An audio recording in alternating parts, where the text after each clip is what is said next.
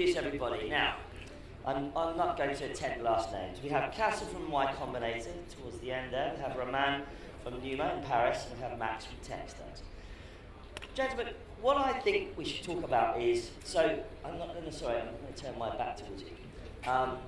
What I think we should talk about is the kind of model that you're all employing right now. Let's be brutally honest, Qasar. I mean, Y Combinator can't be called an accelerator anymore. I mean, $750 million fund? I mean, you're a VC now, aren't you, really? Yeah, I don't know if we ever called ourselves actually an accelerator, to be honest. But yeah, I think now with the late stage fund, we have, for those of you who don't know, we have a $750 million continuity fund, and the goal of the fund is we programmatically invest in all YC companies when they're raising equity around post-YC. We don't play any favorites. And then after they get to a certain threshold of valuation, we'll electively actually lead late stage rounds. So we've already deployed, a significant amount of capital out of that $750 million fund.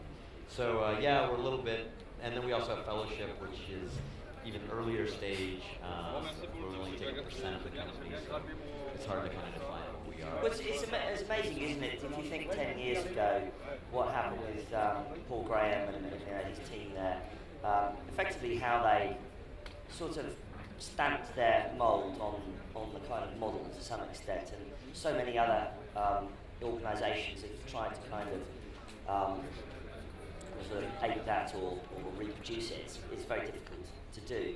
But the interesting thing is that YC hasn't really got out of the valley. It's stayed where it is. It's done a couple of startup schools, hasn't it? Why is that? We talked a little about this yesterday. I think we believe that the Valley is the best place to build tech companies. Yeah. It's It's totally fine to be arrogant about it. It's not arrogance. I think it's just a viewpoint. Yeah. It's like saying this table is black. We believe that because what we've seen in our past. I think the only other ecosystem which is very fundamentally different than the Valley is China. We don't have anything. We funded Bulgarian companies, we funded Chinese companies. 40% of our class is not American. So a significant portion of the companies we're funding are not American. So it's not an arrogance to believe that all great founders live in Mountain View or in Silicon Valley. I'm not from Silicon Valley. That's not true. But there's something about the ecosystem which we believe is good, which is just a concentration of people. Well, I think you're absolutely right. Yeah, and you can walk through. It's tough to walk through San Francisco or the Valley without walking behind somebody having a conversation about cloud computing or something, or bump into someone in a coffee shop. But let's be brutally honest that not all great companies are built in the Valley, let's face that, and there are lots of other workplaces in the world. Romain, the interesting thing about NUMA, so NUMA, very well known accelerator and incubator in Paris. I remember the La Cantine days. Yeah. Yes. Which you sort of kind of grew out. I think Colette, where's Colette? Is she here? Colette and I ran one of our first TechCrunch meetups in La Cantine, which is fantastic. And now NUMA has now really expanded. And you guys are really going for emerging markets, aren't you? Which is an interesting kind of strategy. Why is it that NUMA is doing that?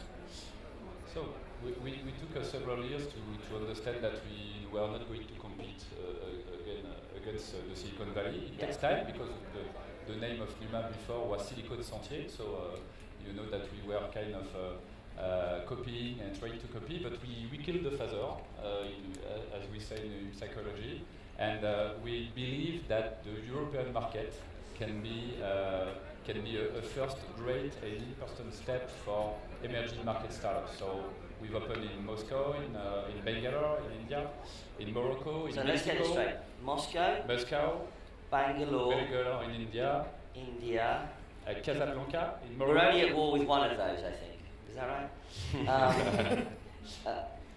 Casablanca in Morocco. So by saying directly you are good in this market, in this area, you want to go to the US, maybe it's too difficult. So you have to go and be more solid in Europe, and then go. The question is, do you think that you can you're able to you're able to ignite those ecosystems. Surely they have organic, entities in their own right. Why would you going in there make any sort of difference? As we see here today in Sofia in Bulgaria, something is happening. The VCs are here. The public force is helping. Place, startups, exits.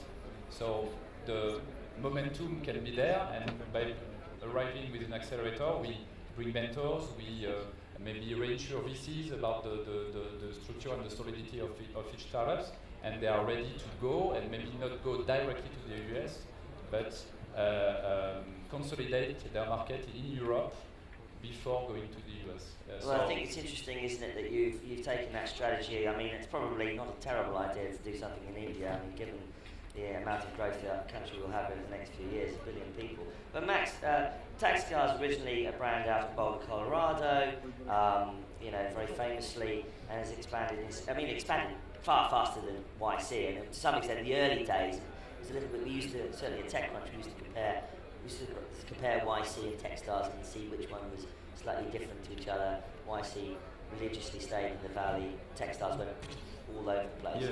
Yeah. And you've taken a started off as a pure accelerator, but then also interestingly, you've ended up partnering with the corporate world far more deeply than most. Yeah, so we've kind of expanded.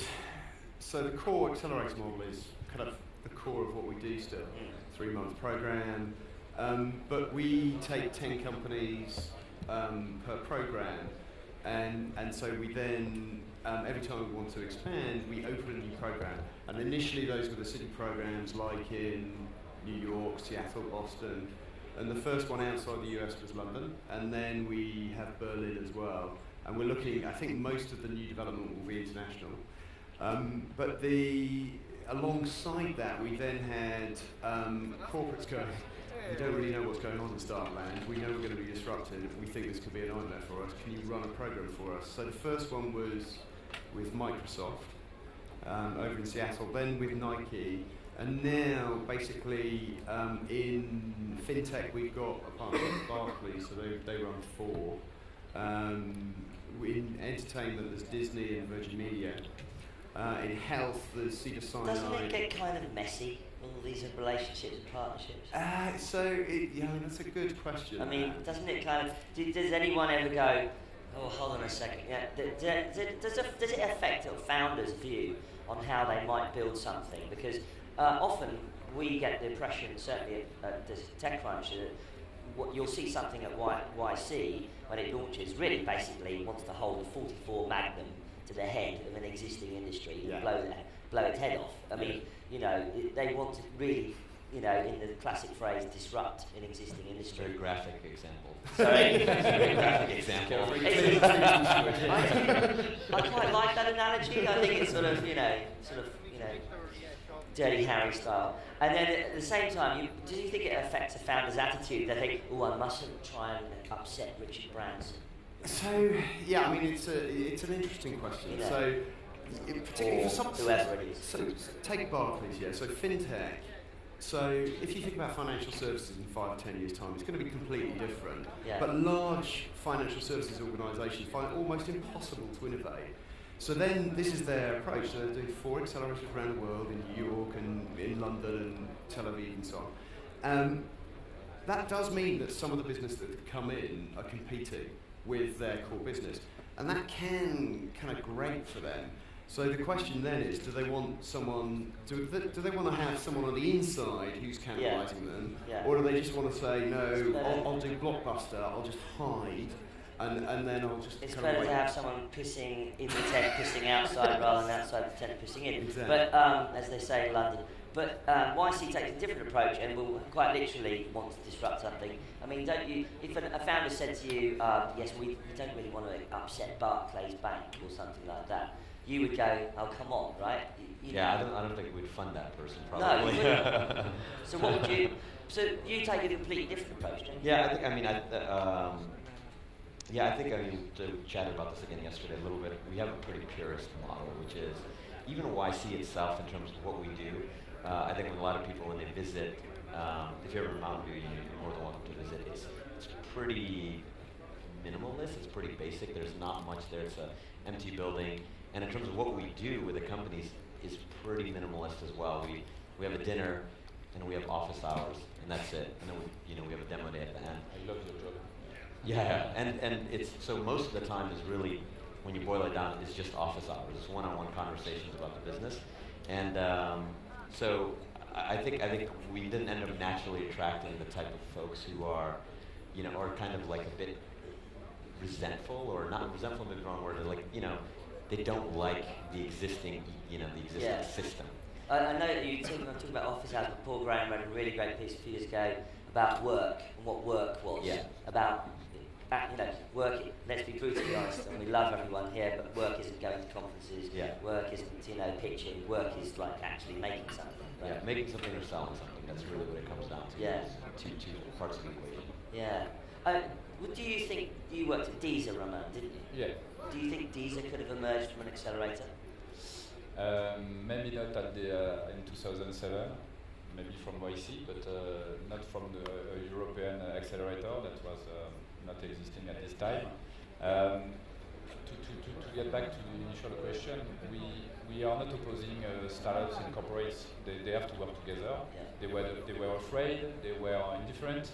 Now they need to work together, so we try to be wedding planners between startup and corporate, and there are room for everyone. So that's why we are not encouraging people to kill or brutalize corporates to exist.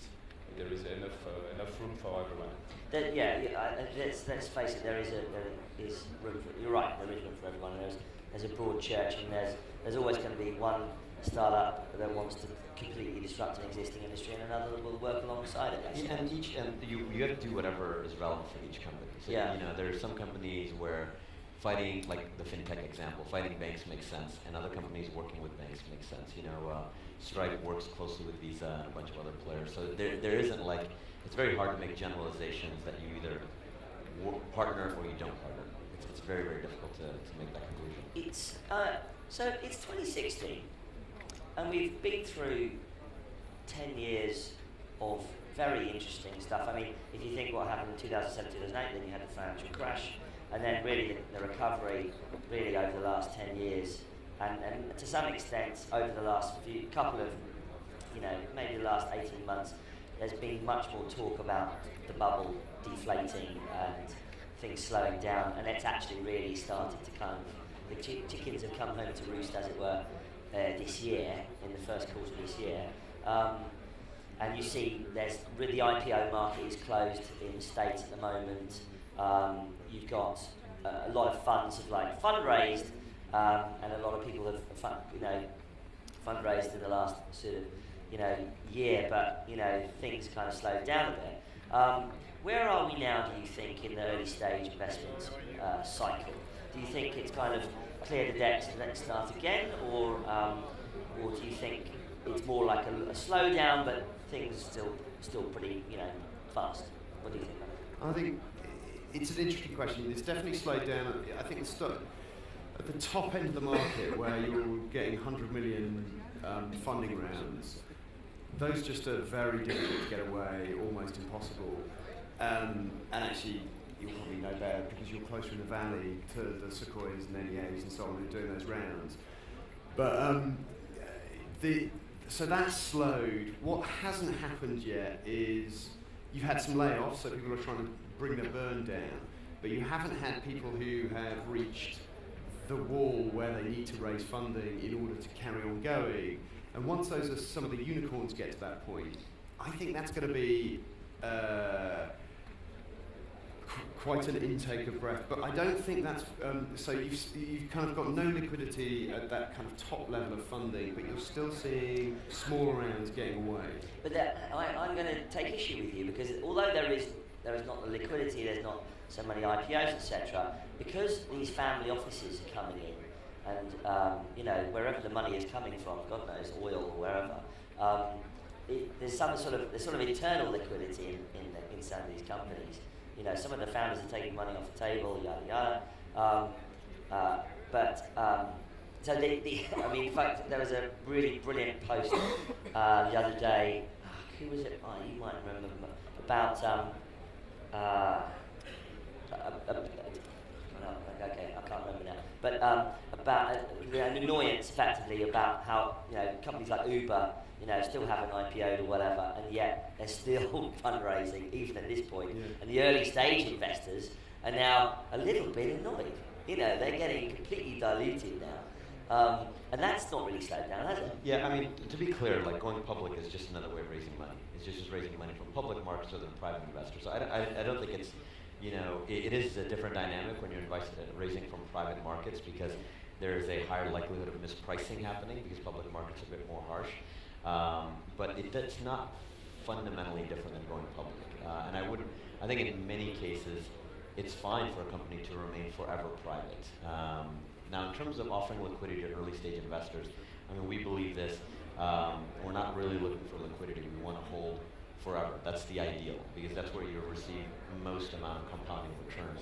If you look at a company like Peter Thiel has talked about PayPal, if you look at a company in 2003, 2004 when it's having a quote-unquote liquidity event, if you actually hold on to those eBay shares, you have much more to gain in 2010 than you would have had if you sold in 2005.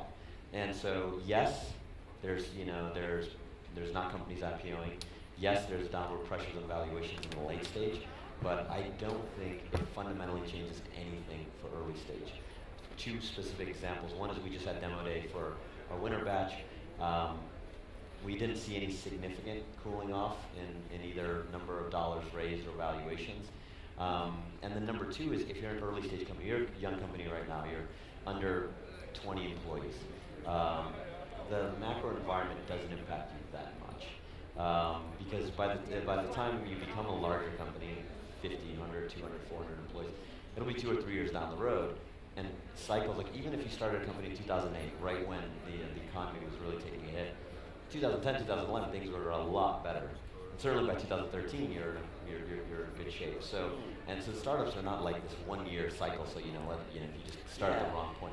So you as a founder, the real kind of issue that can emerge is you started in 2012 or 2011, and then now you have a huge burn and you're having some issue raising late stage capital. But I think you're also a huge company, and you should also be generating revenue. I mean, what would you say to a company that started towards the end of last year? The macro environment doesn't impact them that much. I mean, it just fundamentally doesn't. It will ultimately, but do you think we get too hide bound by that sort of thinking? Yes, I think early.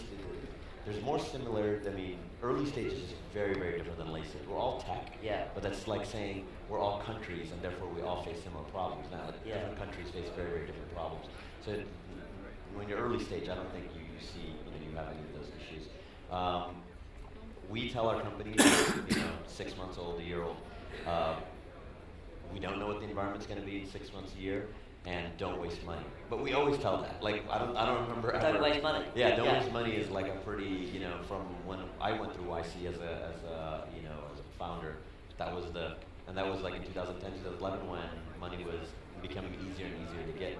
So that's just like basic business principles, which is resource allocation, right? People and capital. You shouldn't be wasting either. Romain, do you think that you're affected by the macroeconomy or even countries in terms of France, for instance? I mean, there's been a lot of talk recently about France's economy, about how it's trying to get out of the doldrums. Do you think that's feeding into the entrepreneurial ecosystem? Are people literally sitting around and going, screw this, I'm not going to get a job in Orange or whatever because those guys aren't hiring. I'm going to go and try this entrepreneur thing out. Are you feeling that at the moment?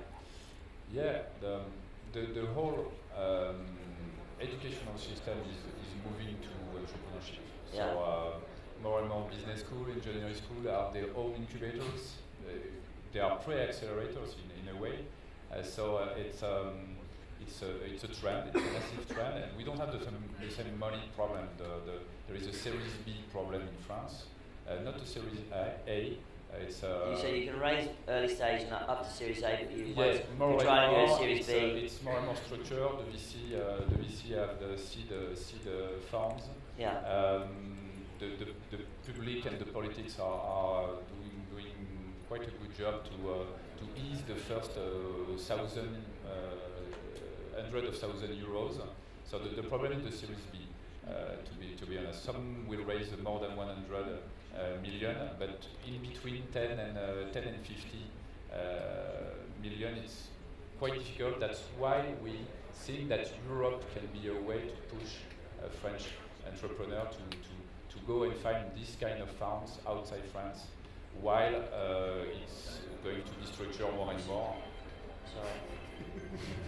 Stop. One question. There's, I mean, actually, to be honest with you, you have the same problem that most European countries have, which is once you get to Series B, you probably have to look internationally. The money flies in.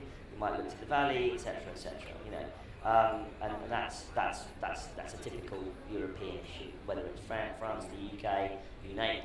Although, admittedly, the UK does tend to have bigger funds, so you know that's probably okay to some extent. But I'm going to take issue with you. I mean, I love the sponsorship and everything, but France has a little bit of an issue, a problem.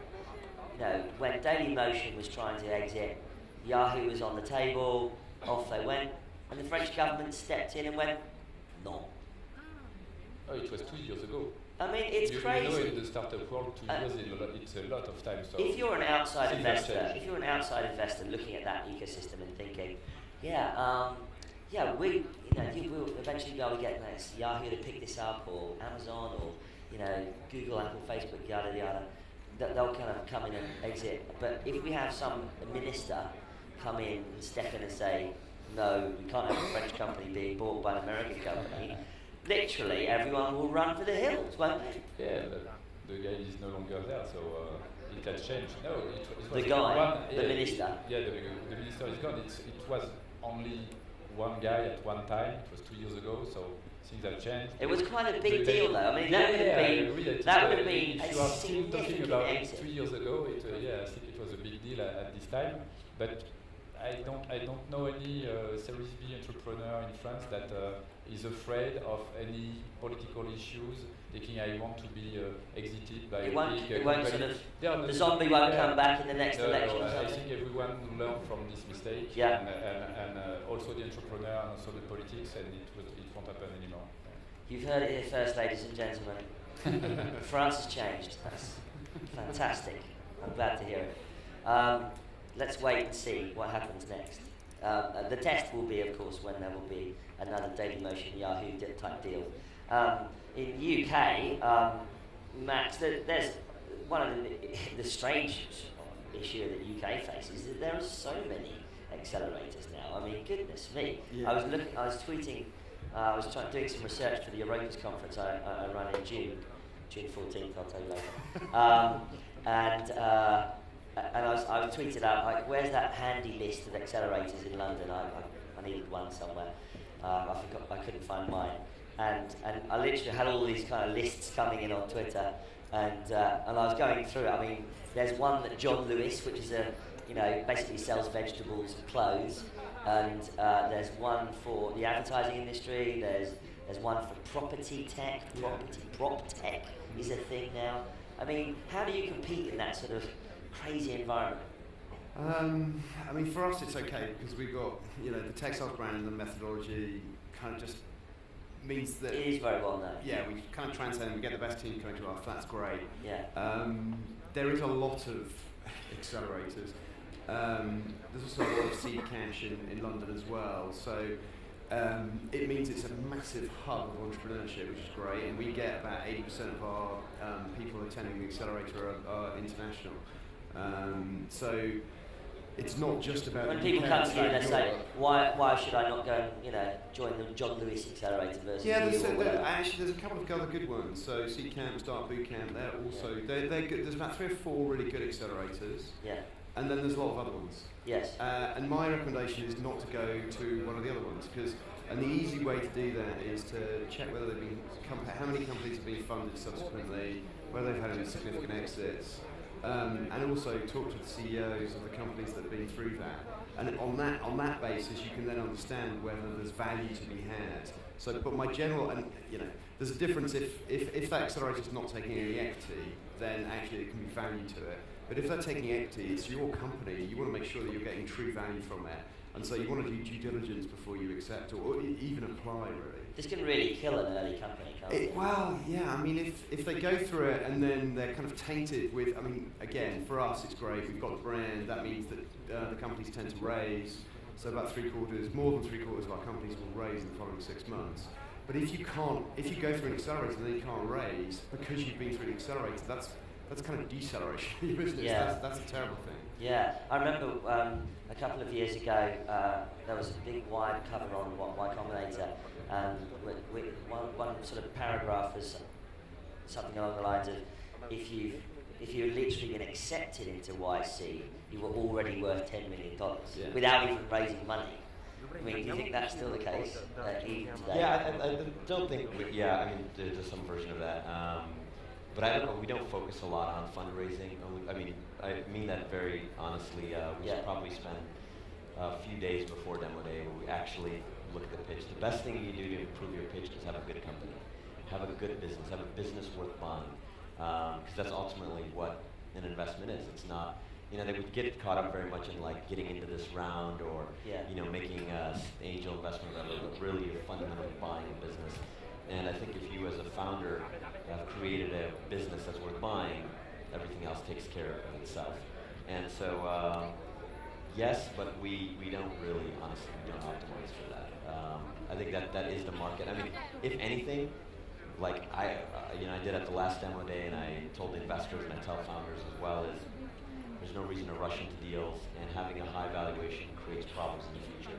If we're going out with a $12 or $14 million cap, you have Series A issues. So that's extremely good advice. Yeah. So it's not something we focus on. The truth too is, even if you raise a couple $1 million and you have a shitty business, that money's going to run out. Yeah. So it doesn't really, you're just like delaying the inevitable, which is failing. So I do get worried when I get startup pitches coming into my inbox or whatever from a founder who says we're already worth $3 million or whatever, and I think, you know what, we barely. Don't even know who you are. You're already saying this. I mean, that's great, but what is the business? What is it that you're actually doing? It's a little bit. It's kind of chicken before.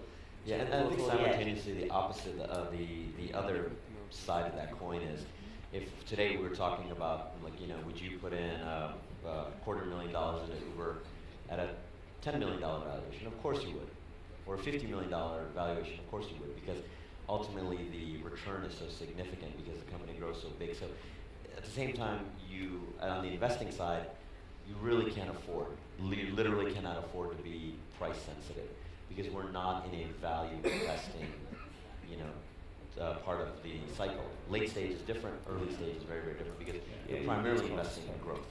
So this is where you have this tension in which it doesn't really, you as a founder really shouldn't be optimizing for valuation, and on the investor side, you shouldn't be optimizing for valuation. So then there's like this very kind of strange dynamic that happens where you'll have companies leaving YC raising anywhere from, on the low end, $6, $7, $8 million, and on the high end, $20 million, and both could be right. Like both could be right. You see so many companies, or all of you see so many companies come in these days. How on earth do you filter them all? I mean, I have a bit of problem with this myself. But I mean, do you have a particular process? Do you have even a tech platform? How much of it do you think maybe in 5 years' time might be dealt with by AI, for instance? I mean, what do you do? I've just been through this process, so I've got the scars. We get, for Techstars London alone, there's about 23 of the accelerators that we run around the world, but for Techstars London we got over 1,000 applications. We've got to take that down to 10. So the stage that we go through is desk review. Down do you literally review all of them? Review all of them. That's nice to know. Somebody's got a shot. Well, from my perspective, it's like people are investing their lives into their business, and then they've kind of made the effort to apply to us. So if they're doing all of that, then we should show the respect back to them to actually. And also, you might find a nugget in the needle in the haystack. Yeah. I mean, but how do you? So down to 80. From 80, we did Three of us did a Skype call each with all of those 80, and then took that down to 40. So you take 1,000 down to an 80. Yeah, 80 we do you Skype calls. Yeah. Then we pull in a whole bunch of other people, 40 down to 20, and Yeah. then we do a selection committee face to face. Right. So they will have spoken to us 10 times. With 20? Yeah, with the final 20. Do they have to fly in? What Yeah, happens? so the final 20 they fly in, but we will have spoken to them 10 times, and I know that's very different than some others. But Yeah. for us, we say our criteria is team, market, traction, idea. So it's all about the people. So the more that we can interact with people, the better. Team.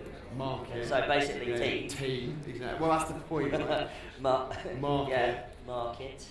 Traction. So what size of market you're addressing, then Yeah. how much growth you've And got, traction. It's almost And then what was that? idea. Idea. It's the bottom. So it's almost Ideas for at the us. bottom. Yeah. A lot of people think it's usually Yeah. the first one. Yeah. So we're As an saying. early stage business, Yeah. it's mostly teams. I've got a Yeah. great idea. Yeah. No, Yeah. it doesn't work. If you've got great people looking at an interesting market, they'll work it out. And when Yeah. we surround you with 100 people who are all helping you build your business, you'll work out what that thing needs to be. Yeah, it's always the you pick the A team as BID because the A team can do well. Do you think is that similar to you? Yeah. We are now having an ongoing selection process. Do you do that to 1,000 down to like? So yeah, 1,050 each month, evaluating on a digital platform. Then we see 40, 50 of them on a physical jury. We try to encourage people to be here physically. It's very important. Even Skype doesn't work, and we miss some great opportunity by having Skype interviews. I heard a horror story once about an accelerator basically be giving people some money to come in and sort of spend a month or something in the city, and then right at the last minute saying, "Oh, we're not going to invest." And That's really tough, right? And we feedback all applicants, all of them. Yeah. So at least they have 3 people saying something about their business and their project. We owe them this feedback. We say that apply is already a kind of an acceleration because you have to fill a questionnaire to get the right metrics to be sure the vision, to have the vision and so on. What's YC's secret process? What's the kernel special? I don't know if it's so much of a secret. We just went through our cycle as well. We have X number of applicants, and we basically bring 10% of those folks in. So 6,000-7,000 companies apply in a normal cycle. We fly in, literally from around the world, 450. Do you pay for them to fly in? Yeah, we pay for. Yeah, it's one of our actually largest expenses is paying, because you 1,500 people every 6 months. And then once they've flown in, how long do you spend with them? We have 10-minute interviews. Yeah, so they've flown in from God knows where, and you do 10 minutes. Yeah, but obviously we take the process pretty seriously. And the point about reading everything, it's in our economic advantage to be very careful of the process. Yeah. Because if you can obviously miss. So in terms of the stuff that we use, I lead a software team inside the company. Everything we use is custom built. I think it's very interesting. I've seen a YC partner do an interview on stage at TechCrunch Disrupt a few years ago. They did like an open office hours where everyone sort of in the audience could watch the process, and it was incredibly simple. All they did was just ask very, very basic questions, and if the entrepreneur couldn't give quite a simple answer that was quite pithy and correct, it wasn't happening. As soon as the entrepreneur started going into several sort of paragraphs or whatever, everyone in the audience just knew it's all over. It was fascinating. Lastly, do you think, gentlemen, that companies can come from anywhere? Bulgaria, here we are in Bulgaria. There's lots of companies and entrepreneurs here from all over Central Europe and Eastern Europe right now. Are you still optimistic that anyone can do anything from anywhere? Yeah, I mean that's the whole premise of Techstars. We're all around the world. We also have Start Weekend to encourage that, to encourage everyone in the world to be entrepreneurial, which is kind of the non-profit part of the business. So yeah, and as I say, in London, about 80% of the people are coming from international, and one of the reasons for coming here is because this area of the world has amazing technical talent. So yeah, business can be. You obviously believe that. You're expanding all over the place. It's more a multi-local strategy than an internal strategy for NUMA. It's partnering with the right people in emerging markets. They know the best startup, they know the ecosystem, and that's how we source the best startup from an emerging market and bring them to. We don't have the same brand as YC, so we need to go and serve them where they are, and not waiting that they come to us. But YC, you bring the mountains to Muhammad, don't you? I don't know what that means, but yes. I think like the concept of like where can founders, I mean that's already historically proven. I mean if you like, you know, a lot of times, especially, you know, I mean I'm sitting here for the reason we believe there's good founders everywhere. I wouldn't be here, I wouldn't go to Croatia, I wouldn't go to Vienna or China or Hong Kong if we didn't believe that. We fundamentally believe that. But I think more fundamentally, a lot of times the conversation is very much structured as like Silicon Valley versus the world, and that's so false especially if you spend any time in Silicon Valley, and you see that it's like a very international place. I mean, hugely. And most of the people who are there, like, and I don't mean like most as in some, like literally over 50% of the founders are international. They're not, you know, local. It's strange actually to meet somebody who grew up in Silicon Valley. It's very Oh, you're rare. from here? Yeah. It's like, wow, that's you're like from that's, San Francisco? That's more interesting than meeting somebody who's like from Bulgaria. There, it's like that. It is totally true. You're absolutely right. I feel that way in London myself. Having actually been born in London, I sometimes wonder. I'm surprised when I meet someone else born in London. But of course, that's all today. But you know, in a year's time, when Donald Trump is president of the United States, we'll be looking back on these days, reminiscing about the international flavour of our lives, and thinking fondly how nice it was back in the old days. Well, anyway, thank you very much, ladies and gentlemen, to our panel. See you later.